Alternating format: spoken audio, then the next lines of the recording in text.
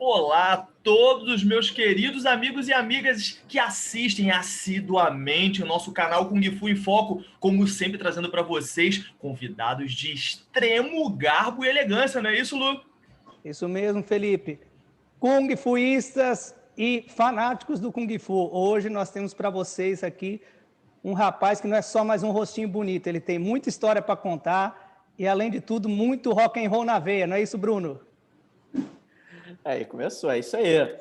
É isso aí. É uma grande honra, um prazer receber aqui hoje o mestre Thiago Pereira, mestre pela Moyar Wing Chun Martial Intelligence, discípulo do mestre sênior Júlio Camacho e fundador do site Inside Wing Chun. Seja muito bem-vindo, Thiago. Boa tarde, gente. Obrigado pelo convite. Prazer estar aqui com vocês. Pessoal, e se vocês ainda não se inscreveram no canal, se inscreve no canal, ativa as notificações para estar por dentro de tudo que está acontecendo por aqui. E como sempre, iniciando a rodada de perguntas, nós tivemos a honra aqui de receber seu avô marcial, recebemos seu pai marcial, então foi uma grande honra para a gente estar com essa família tão respeitada, né, que é a família Moyar aqui no Brasil e no mundo todo, claro. E uma coisa que eu falei com seu pai marcial, né, com o mestre Júlio Camacho, que eu tenho uma grande admiração pelo sistema administrativo da família Wenchan da Moyar, né? Então, nós tivemos reuniões pré-entrevista para conversar sobre isso. Falar, caraca, as perguntas a gente pode fazer para o Thiago, acho que o Thiago vai saber explicar isso para a gente. E uma coisa que me chamou a atenção, o modelo Wenchan, né, da Moyar, de gestão de negócios, ele foi baseado em algum plano de negócios já existentes ou foi uma criação 100% original do mestre Moyar? Essa é uma excelente pergunta. Bom, o que acontece, Luiz, é o seguinte, voltando um pouquinho no tempo, né? Quando o patriarca Moyar chega lá nos Estados Unidos e está naquela febre do Bruce Lee, né? Muitos contemporâneos dele quiseram pegar carona para poder divulgar o próprio trabalho. Só que ele fez uma coisa ali muito diferenciada, que foi focar na própria família Kung Fu. Então, ele abriu mão de ter aquela divulgação em massa para que o grupo de alunos que ele tivesse fossem pessoas realmente ali leais, que pudessem dar prosseguimento na preservação do sistema. Então, ele pensou no modelo de negócio na época que ele chamou de Special Students Association, né? Ou seja, ele queria um grupo de alunos que só fosse formado por alunos que tivessem feito a cerimônia de discipulado, que é o Baici, que é aquela cerimônia de oferta do chá. Só que, como era uma cultura muito diferente para o público americano, mesmo para os chineses, né, ele precisou esperar um pouco mais de tempo para isso. Então, quando chega no Brasil, através do Grão-Mestre Uemamura, ele é uma pessoa que estuda muito, muito mesmo, né? E ele tinha para ele uma missão muito grande, que era acho que o principal era provar que dava para você viver de artes marciais com dignidade. Não era uma coisa que você dava aula no final do dia para ganhar um trocado a mais, era realmente um estilo de vida e que o profissional de arte marcial ele deveria se apresentar com um bom português, ele realmente entender a roupa que ele estava usando para cada ocasião e todo um processo diferenciado, né? Para isso ele se dedicou muito. Então tem até uma história rápida, uma vez eu estava em São Paulo com ele, até publiquei a foto hoje, né, desse dia, e ele falou assim, o que você faz antes de dormir, né? Eu achei uma pergunta meio estranha, mas ele falou assim, toda vez antes de dormir eu leio alguma coisa para aprender alguma coisa nova. Porque os ancestrais dele, né, 2 gerações acima, que chegaram no Brasil, o diferencial foi que ele sabia falar português num momento em que o pessoal que chegou do Japão só falava japonês, né? Então, virou uma tradição da família Imamura você poder estudar e aprender alguma coisa nova antes de dormir. Então, como ele é uma pessoa que estuda muito, é claro que ele estudou alguns modelos de negócio já existentes, mas o foco principal da gente é sempre a relação dentro da família Kung Fu. Se tiver que escolher entre a parte de gestão, administração, que for e a família, sempre a família vai ser em primeiro lugar por conta exatamente da salvaguarda do sistema Wing Chun para as próximas gerações, né? Então, o modelo, Luiz, que a gente tem hoje, na verdade, ele é muito baseado num pedido que o patriarca Moyar fez para o Grão-Mestre Uemamura, né, meu Sicum, lá no bairro de São Conrado, né, que ele pede exatamente para ele desenvolver, resumidamente, né, um processo que preservasse o sistema Wing Chun para as próximas gerações. Né? Então, a partir disso da onde vem todo o nosso trabalho de gestão, né? Ainda pegando o gancho aí do meu prolixo colega, eu gostaria de perguntar, olha lá, sem brincadeira, esse não sou eu. Então, Thiago, legal essa história aí que vem, né, um sistema exclusivo, focado na família, eu acho isso muito importante, é importante acima de tudo essa questão de família, de unidade marcial, para mim sempre foi o mais importante, né? E você falou, pegar, estudar modelos de negócio, né? Você também deve estudar, porque você é um empresário do mundo Kung Fu, certo? E a gente está vivendo um momento do nosso planeta de uma nova pandemia, né? Depois da gripe espanhola. E vocês pensarem em alguma remodelação, alguma coisa diferente, alguma proposta, alguma estratégia, assim, para pelo menos na retenção dos alunos, como atender o pessoal de um modo diferenciado dentro da pandemia para dar continuidade no legado? Excelente pergunta, Luciano.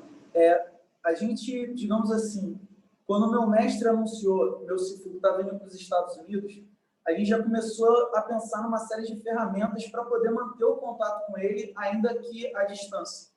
Então, a gente já vinha realizando um trabalho remoto antes do início da pandemia. Então, quando ela começou, basicamente a gente só direcionou a parte que era presencial também para a parte remota. Agora, o que é importante falar, né, é o seguinte: dentro da Muay Martial Intelligence, a gente entende que para você acessar o Kung Fu, não é só através de prática, né? Soco, chute, essa coisa. Você tem uma série de outros, que a gente chama de instrumentos, né? Para você poder acessar o entendimento do Kung Fu. Por exemplo, um deles, que é um dos meus preferidos, a gente chama de relato pessoal de vida Kung Fu do Sifu. O que significa isso? Eu passo muito tempo com o meu Sifu quando ele está no Brasil, muito mesmo, né? Essa é uma relação que eu considero bem especial. Então, como a gente está muito junto, naturalmente eu escuto histórias dele, da jornada dele, pensamentos dele a respeito da vida, né? Só que, se muitas vezes você tem uma vida muito corrida, você não tem muito tempo, esse momento tem que ser agendado, dá para entender? Então, toda a nossa programação é para que a pessoa, com um encontro por semana, no mínimo, ela consiga se tornar um mestre um dia. E vai caber a pessoa que está ali conduzindo esse processo, né, que consiga fazer uma programação para que cada vez que a pessoa esteja no Mokun, que é como a gente chama, né, no núcleo, ela consiga ter acesso a processos diferentes, não só a parte prática.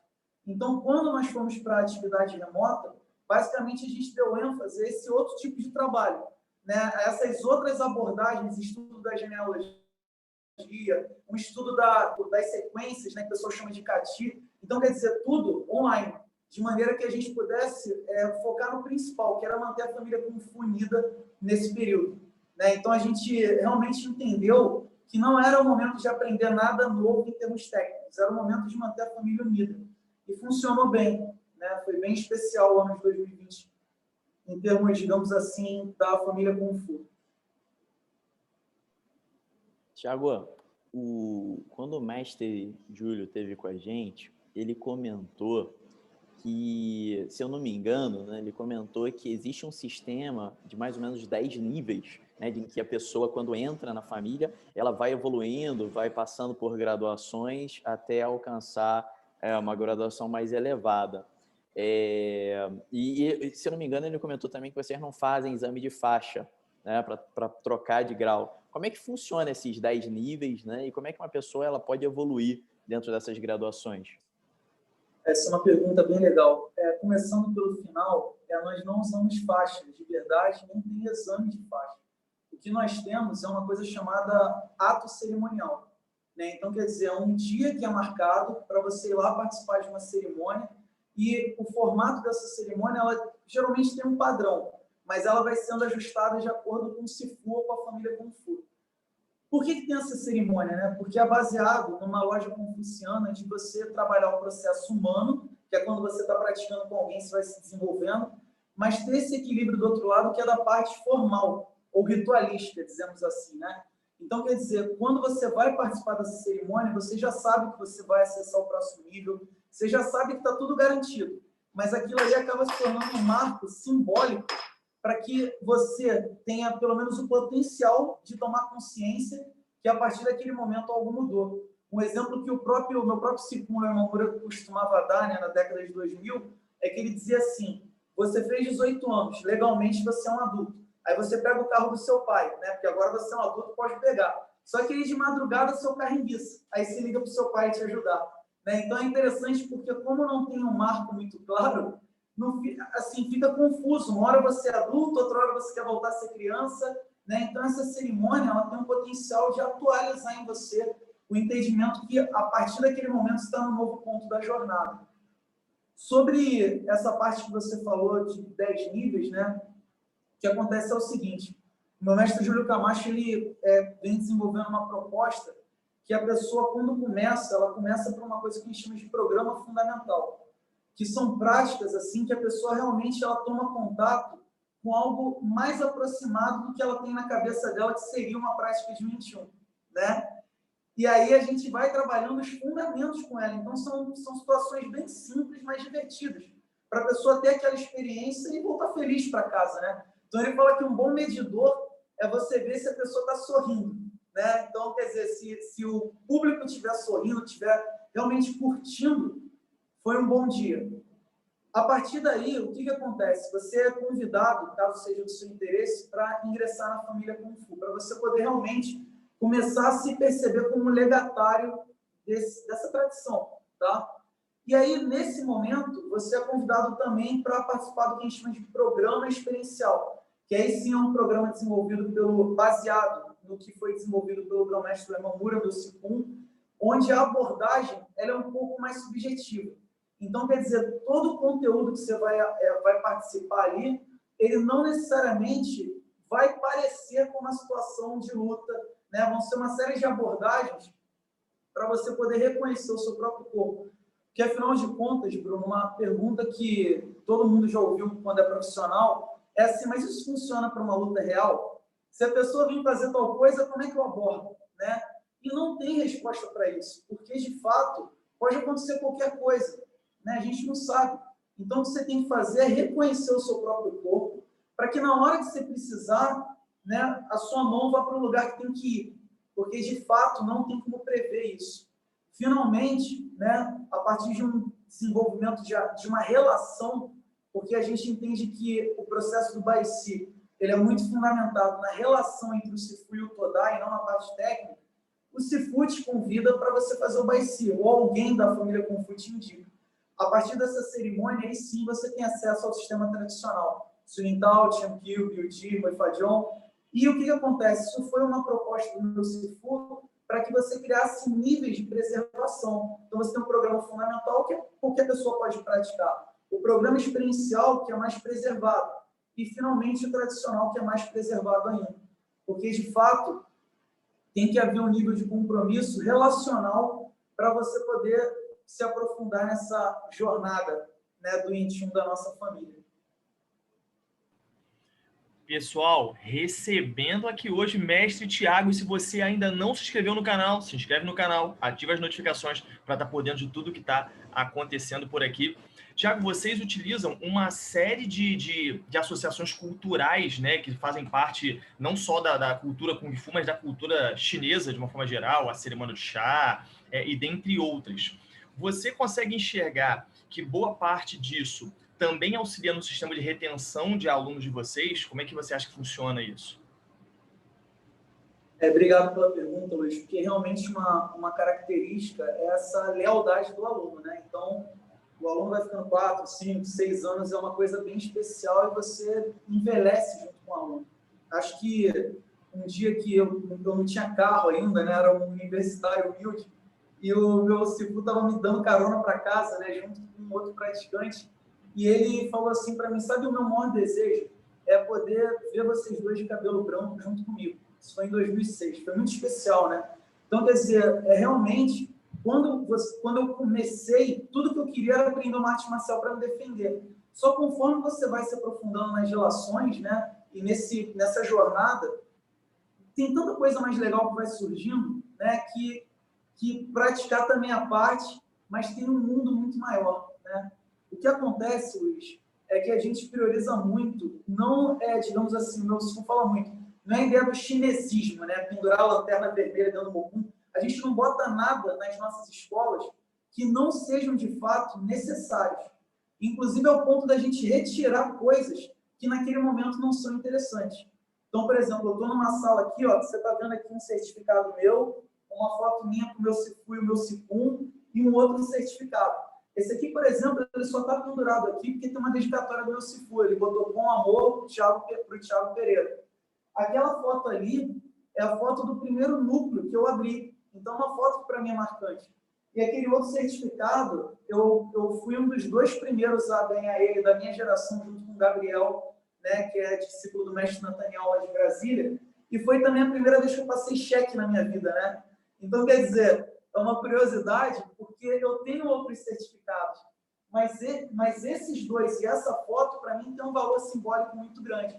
Então, quer dizer, desde a decoração até o tipo de atividade que a gente promove, é tudo muito bem pensado para que a gente não fique promovendo uma parte da cultura que não é interessante. Dá para entender?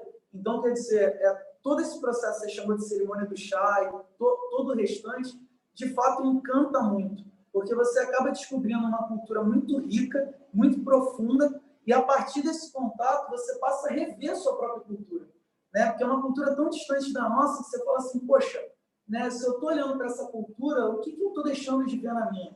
Só para você ter uma ideia, Luiz, tem uma história que eu acho bem especial, que o meu CIFU, ele, no início dos anos 2000, trabalhava muito mesmo, né, no dia a dia do núcleo, porque ele estava ali no momento de estruturação do trabalho dele. E aí, um dia, a mãe dele, a dona Vera, ligou para ele e falou assim, Júlio, quando você vier almoçar, né, você não vai vir aqui? E ele falou, não precisa não, eu estou ocupado, não precisa se preocupar comigo, né, deixa que eu me viro aqui. Só que ele falou, quando desligou o telefone, ele pensou o seguinte, ele disse assim, ao longo das décadas, eu fiz muita coisa pelo meu próprio CIFU. E eu achei que fazer pela minha mãe era fazer o que eu fazia por ele, né? Mas, assim, talvez o que minha mãe precise não é isso, né? Então, ele ligou de volta para a mãe dele e falou assim, mãe, mudei de ideia, vamos almoçar assim. E outra coisa, eu quero aquele macarrão que você fazia para mim. Aí, pediu uma coisa absurda para ela, você só me dá trabalho e tal. Porque ele falou assim, o que minha mãe queria era ter a oportunidade de ser minha mãe naquele momento, né? De cuidar, de reclamar. E ele falou, fui lá almoçar não para matar a fome, mas para poder reconectar com a minha mãe. Então, essa é uma história que para mim foi muito especial e fala muito disso, de você olhar para essa cultura tão diferente da nossa e você ressignificar nosso dia a dia, né? Eu acho que isso é muito especial. Eu vou fazer uma pré-pergunta antes da minha pergunta, porque agora você atiçou a curiosidade do público. Esse cheque pagou o quê? Isso é uma coisa interessante, né? Existe uma cerimônia que você recebe um certificado chamado BUD Certification, né? Que é o que acontece é que a gente, quando se torna CIFU na nossa linhagem, a gente ganha uma placa de madeira chamada de UPAI. As primeiras foram feitas em 88 pelo próprio Patriarca Moiado. Mas antes disso, o BUD, ele tinha um peso muito grande, né? Que a gente entende que quando você chega no BUD, você de fato já tem um conhecimento ali considerável, inclusive para ser CIFU, no caso de uma necessidade, né? Então, esse BUD Certification é um documento, de certa forma, histórico. Então, ele só acontece, ele só é entregue quando o Patriarca Moiado estava no Brasil, ou agora, com o falecimento dele, quando a esposa dele, a Madonna Ellen Moy, está no Brasil. Então, em 2007, o aniversário dela foi comemorado em Atibaia, e aí eu aproveitei para fazer, né? E eu lembro que para fazer isso eu tive que me organizar um pouquinho, inclusive porque eu não tinha ainda, digamos assim, os pré-requisitos para poder fazer. Mas eu não queria perder a oportunidade. E aí o Sicum, o Mamura, falou assim, se você me prometer que depois você vai cumprir o que está na programação, eu falei, eu prometo, né? Então, eu fiz essa certificação, foi bem especial para mim. E aí passou o borrachudo. É isso aí. Vai lá, Bruno, contigo. Depois eu passo a outra pergunta. Tiago, cara, realmente, né, o sistema de vocês é muito cativante, né, especialmente para quem trabalha com Kung Fu e consegue ver algo muito, muito bem desenvolvido, né, e muito bem pensado. Minha pergunta é sobre como que você trabalha com os alunos, né, que são, por exemplo, às vezes um pouco mais avançados. como que você trabalha a questão de engajamento deles? Você coloca os alunos para ministrarem aulas também? Se vocês fazem dessa ministração de aulas parte também do currículo de aprendizado daquele aluno? Essa é uma pergunta bem legal. O que acontece, Bruno, é o seguinte, é que como profissional, tem até uma matéria antiga na QI, né, o profissional de artes marciais. Como profissional, pelo menos eu entendo o seguinte, eu não posso, de forma alguma, levar minhas carências para a relação com o aluno. Então, assim, se eu estou num momento que eu estou triste, deprimido, qualquer coisa assim, eu procuro terapia, eu não vou conversar com o aluno, porque eu não posso confundir as relações. A gente pode até ser amigo, mas, em primeiro lugar, se fui todai. Tá? Alguns de vocês têm filho ou não? O Luciano tem, né? Eu tenho duas filhas. Então, você vê, você pode até ser amigo das suas filhas, né? Mas, em primeiro lugar, você é pai delas. Tá? Então, isso não pode ser esquecido, porque senão a relação se perde.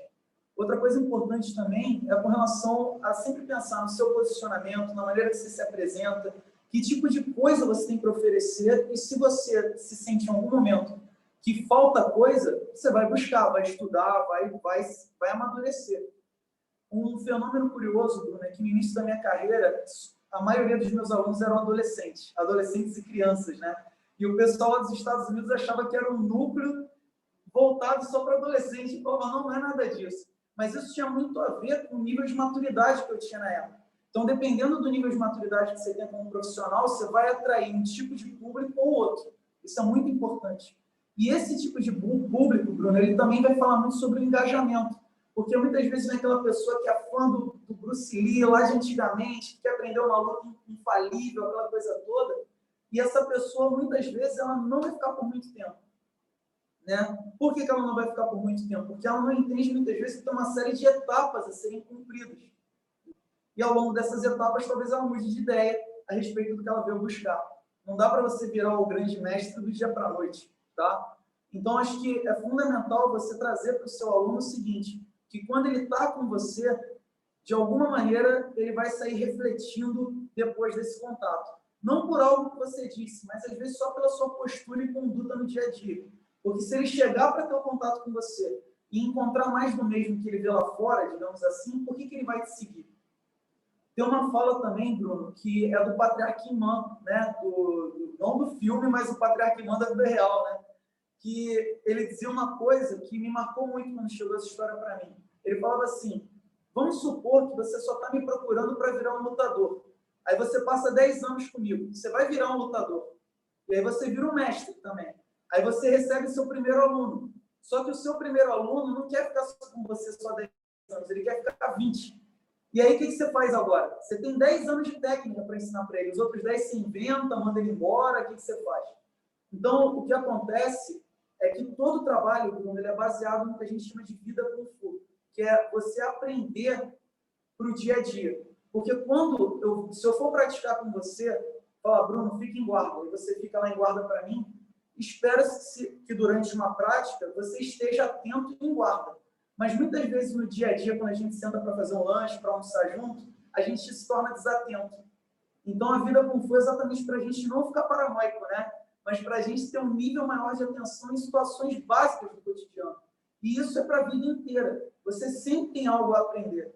De fato, Bruno, assim, chega uma hora que o seu Sifu não tem mais nada para te passar em termos técnicos, né? A gente chama isso até de entrega final. Ele fala assim, ó, toma, acabou. Mas ele sempre vai ser mais antigo que você. E se você for inteligente, você sempre bota ele numa posição de ascendência para que esse desnível faça com que você continue aprendendo. Então, vamos lá. Sobre parte técnica, Bruno, chegou um momento em que 2 dos meus alunos mais antigos, o Lucas e o Rafael, eu já não conseguia ter tanta facilidade com eles, né? Eu ia praticar com eles, eu falava, poxa, não está mais tão fácil assim, os caras estão ficando bons.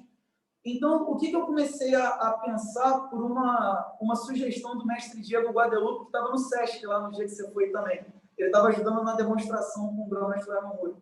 Ele falou assim para mim, Thiago, bota o Lucas para fazer com o Rafael. Quando eles estiverem bem cansados, aí você pega eles para fazer.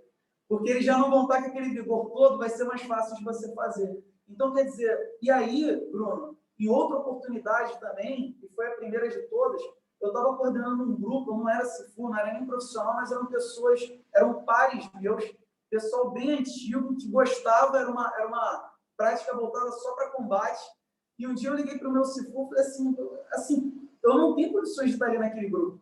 Pô, muita gente ali é melhor do que eu, inclusive. Aí ele falou uma coisa que eu nunca mais esqueci. Ele falou, Thiago, você não tem que ser melhor que o seu aluno. Você tem que deixar ele melhor do que ele estava quando ele chegou.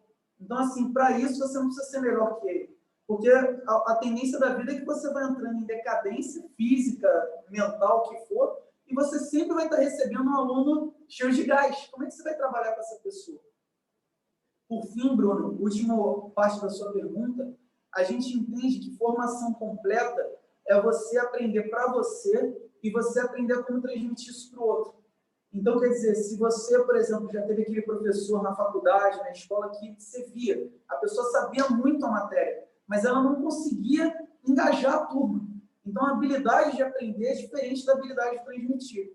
Então, a gente entende como formação completa, não você falar para o seu aluno assim, ó, tem uma gíria aqui no Rio que fala puxar o treino, né? A gente nem usa, mas é algo antigo aqui. Então, ó, puxa o treino lá, ou então coordena lá, conduz, como você quiser. Não é isso, é você realmente ter uma programação para que a pessoa possa aprender para ela e aprender como transmitir. Aí ela tem a formação completa.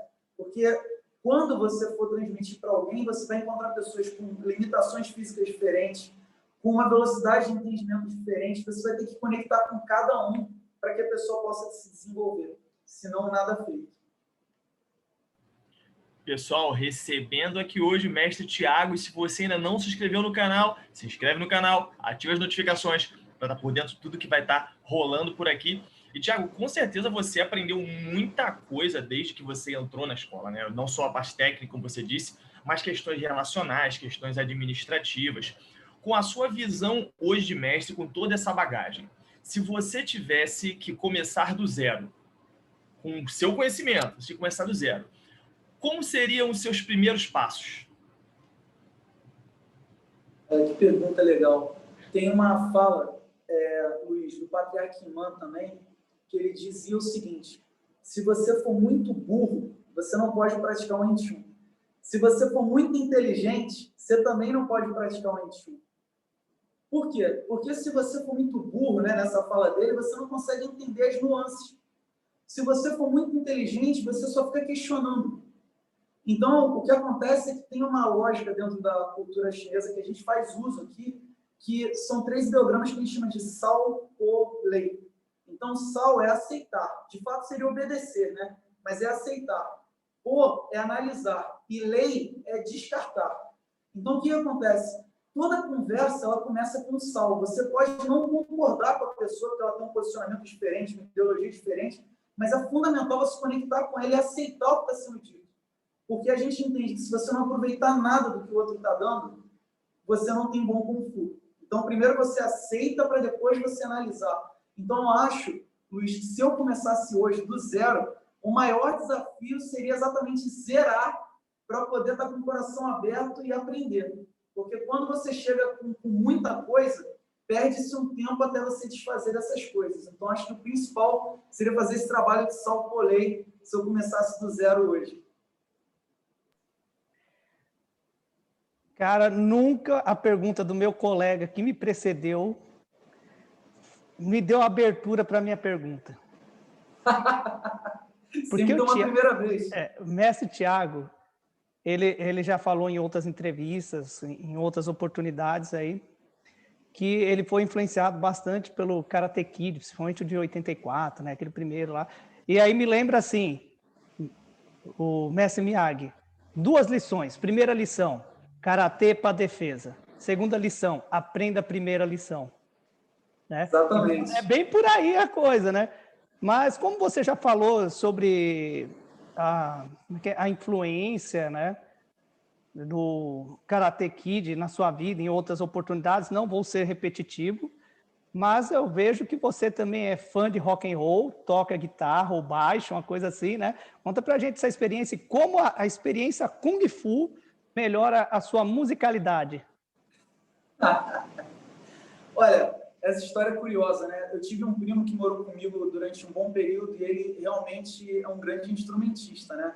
e sempre teve banda, essa coisa toda.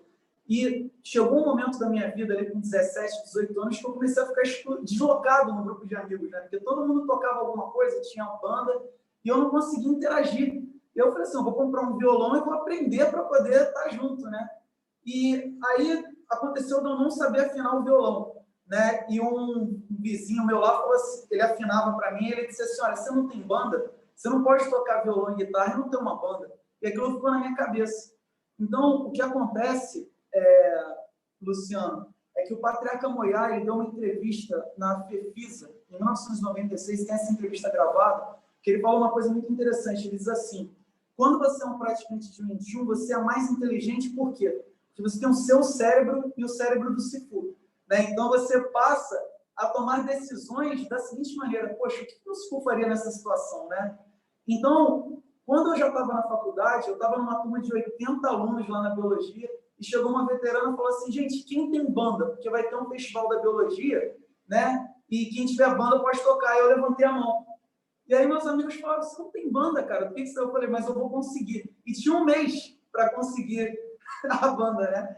Então eu consegui convencer um grupo de amigos, fiz uma playlist, um setlist completamente sem sentido, né? Juntava abertura de seriado, com rapa, com Oasis, não tinha nada a ver, eram minhas músicas preferidas, né? Então o show não fez sentido nenhum, mas eu tive a oportunidade de subir no palco e tocar com a minha banda.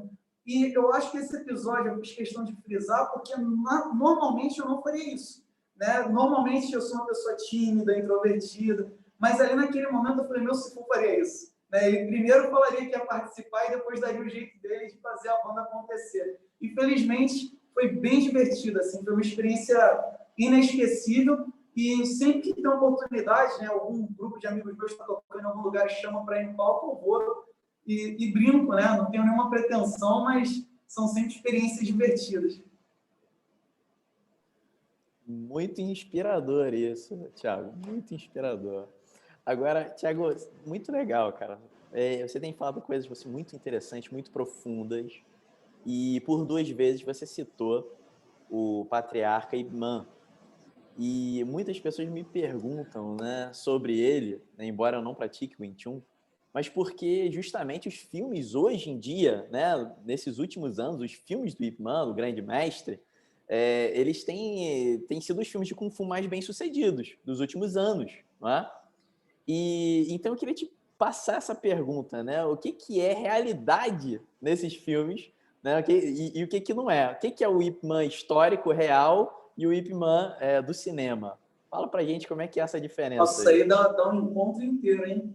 É o seguinte, na década de 50, infelizmente eu esqueci o nome do ator, mas ele foi o ator mais famoso por interpretar o Wong Fei-hung, né, que é o ancestral do Hungá. Se eu não me engano, ele fez mais de 50 filmes, né? Então, uma história interessante que o neto, o filho dele, disse que uma vez ele estava no restaurante e o dono do restaurante falou, o Sifu não paga. Porque a população já estava passando a acreditar que ele realmente era o Wong Fei-hung. E toda vez que a produtora estava precisando de dinheiro, fazia um filme novo do Wong Fei-hung. Né? Então, os filmes hoje do Grande Mestre, eles não chegam a esse ponto, mas você observa que a partir da metade do segundo filme, já começou a virar crônicas do Ip Man, né? Assim, se é real ou não, nem vem mais ao caso. Mas, de toda forma, falando do primeiro filme, que é um filme que realmente marcou época, ele foi muito bem pensado em vários níveis. Ele é baseado em várias histórias, mas tem muitas sutilezas. Por exemplo, logo no início do filme, tem um momento que chega um mestre que está acabando de chegar à facção, o Foshan, né, dependendo da pronúncia, e quando abre a porta, ele vai conhecer o Patriarca Man, esse mestre faz assim para ele, e o Patriarca Man dá a mão. Não sei se vocês lembram disso. Mas é um detalhe importante, porque o Patriarca Man ele já tinha estudado em Hong Kong e voltou para a facção. Então, ele teve acesso a uma cultura ocidental, digamos assim, para a época mais moderna, que transformava esse comprimento naquela região uma coisa não tão moderna assim. Então, isso é uma sutileza sensacional. Ou quando acaba o almoço, ele começa a fumar. Porque o Patriarca Man, ele fumava muito, né? Mas a maneira que ele acende o cigarro, que o ator interpreta isso, é tudo muito elegante. Então, mesmo para os padrões atuais que fumar não é legal, né? Ali você não se sente agredido de maneira alguma. Você tem, por exemplo, a cena onde o policial aponta uma arma para ele e ele desmonta a arma no restaurante, né?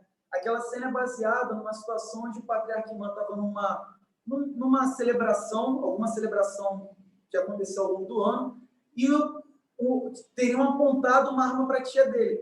O que ele conta é que imediatamente ele fez isso aqui e a arma caiu da mão da pessoa. Como a arma já devia estar velha, alguma coisa assim, ela desmontou. Então, assim, aquilo que ele faz no filme, né, de desmontar assim com o dedo, não foi bem assim. Já aquela luta, que aquele Sifu de uma outra arte marcial chega em Fatsan e vai pegando todos os mestres e finalmente vai até a casa dele, aquilo ali também foi contado pelo filho dele, o Iptin, né, de uma situação onde, de fato, foi montado no Leitai, né, aquele tablado, e essa pessoa estava vencendo todo mundo e sobrou para o Patriarca Imã, que era bem jovem na época, subir até o Leitai e resolver a situação. Né? E a honra da cidade estava na mão de alguém tão jovem como ele. Mas ele fez uma coisa muito especial ali, porque ele entendeu que o objetivo não era massacrar a pessoa, não que eu estou dizendo que fosse certo que ele fosse conseguir fazer isso. O objetivo era encerrar aquela situação com o menor número de danos possíveis para acabar com aquilo. Então, qual era a regra? Se a pessoa fosse nocauteada, ela perdia, se caísse do Leitai, perdia também. E o que ele faz? Ele arremessa a pessoa do tablado e imediatamente ele perde. Então, e sem nada acontecer, né? Então, o pessoal ficou muito impressionado, porque tinham muitos entendedores ali com o nível de Kung Fu. Ele, num momento crítico, tomou uma decisão de falar assim, como que eu encerro isso aqui da maneira mais simples e mais digna possível, né? Ao final, a gente tem aquela luta dele com aquele karateka, né? E aquilo ali é interessante dizer que não foi bem assim, né? O Patriarca Imã, ele acaba tendo que ir para Hong Kong via Macau, por uma série de questões que não vêm ao caso, mas quando os japoneses tomam as coisas dele, ele consegue recuperar, e depois com a Revolução Cultural, aí sim ele é obrigado não só a entregar as coisas dele, mas fugir para Hong Kong, junto com muitas outras pessoas, né? E quando ele chega em Hong Kong, Bruno, ele vai viver assim, de uma forma, aos 54 anos de idade, muito indigna para a vida que ele levava até então.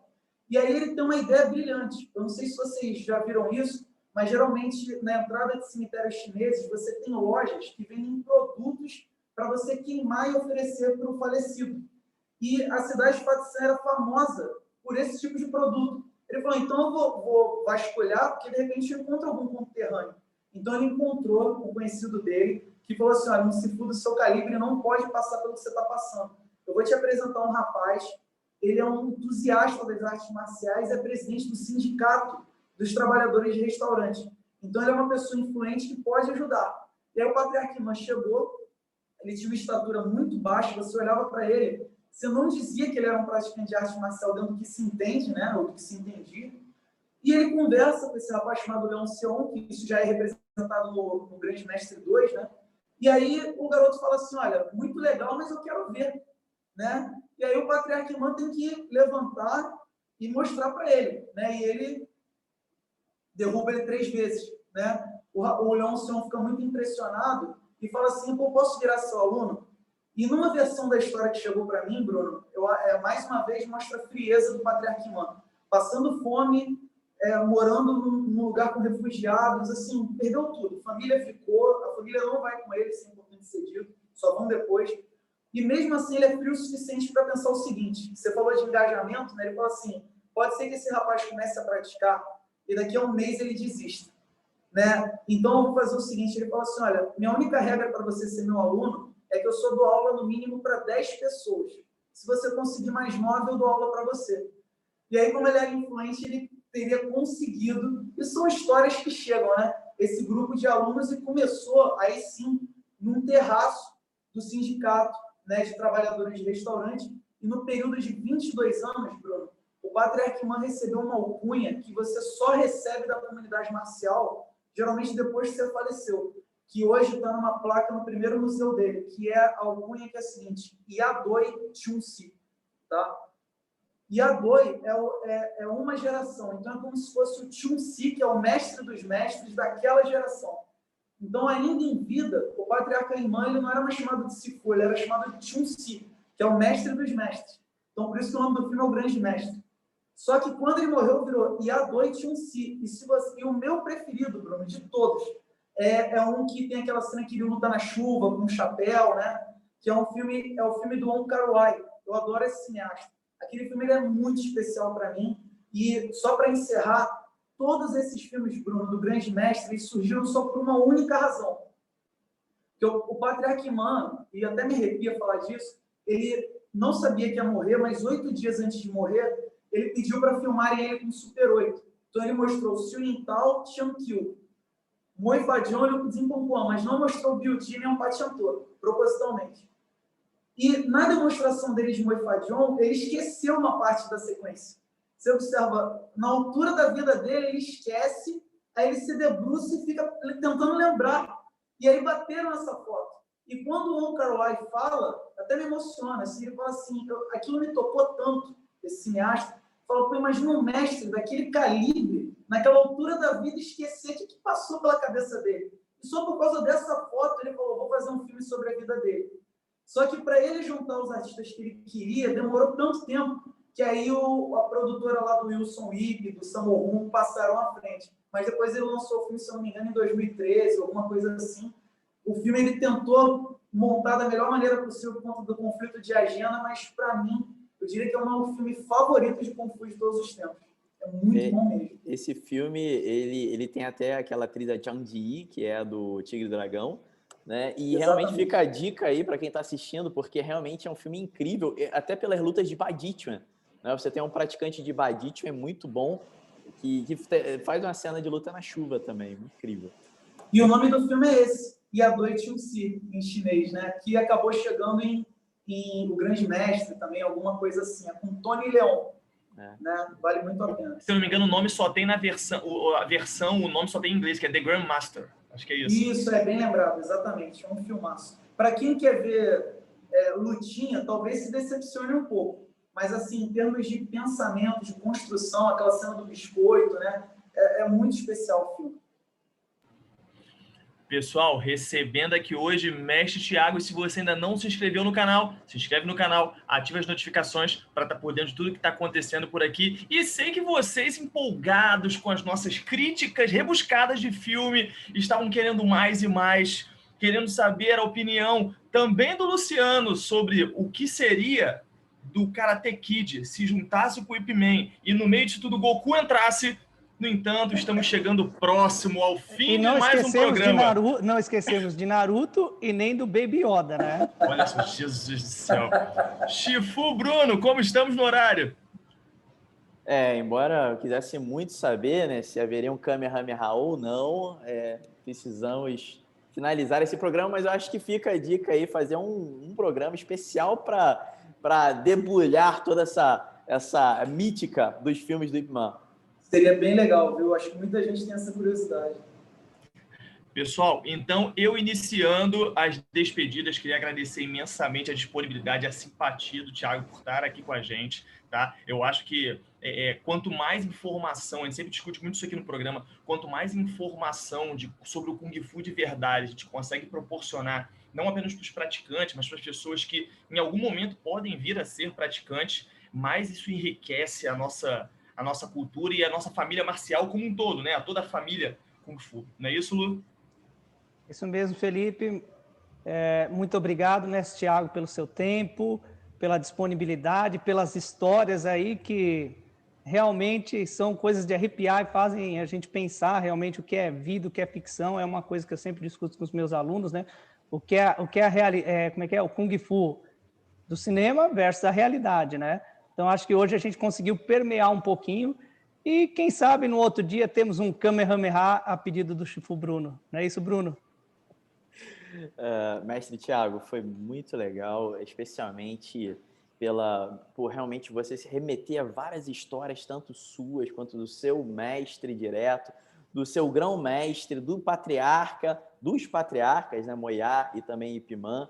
E isso é muito bacana porque isso nos inspira a trazer essa ancestralidade para dentro da nossa vida e das nossas escolas, né? Como mestres e professores de Kung Fu, precisamos honrar essa tradição. Thiago, muito obrigado pela sua presença. Gente, olha, eu queria agradecer a oportunidade, queria fazer também um elogio aqui para vocês. Uma coisa que me chamou a atenção no canal de vocês é que todas as vitrines de cada vídeo, vocês estão rindo e os convidados também. E eu acho que isso é muito especial, porque a arte marcial, infelizmente, em vários segmentos ainda é vista como aquela coisa da pessoa mal encarada, sisuda, e trazer esse outro aspecto é fundamental. Então, assim, eu queria destacar isso porque me tocou muito, né? Ver que sempre o pessoal está sorrindo nas vitrines dos vídeos. Bem legal mesmo. Muito bem, Thiago. Brigadão mesmo. E ó, agora vamos para a foto final. Então, aquele sorrisão. Vamos lá, deixa eu fazer um registro aqui também de vocês, né? Opa! Vai tirar foto da gente, legal. Primeira vez, vai ser a primeira vez. Foto final, Thiago. Muito bem, gente. Até a próxima. Obrigado, pessoal. Valeu, pessoal. Obrigado, abraço. Pessoal, Tchau. falou, pessoal. Até a próxima. Tchau, obrigado.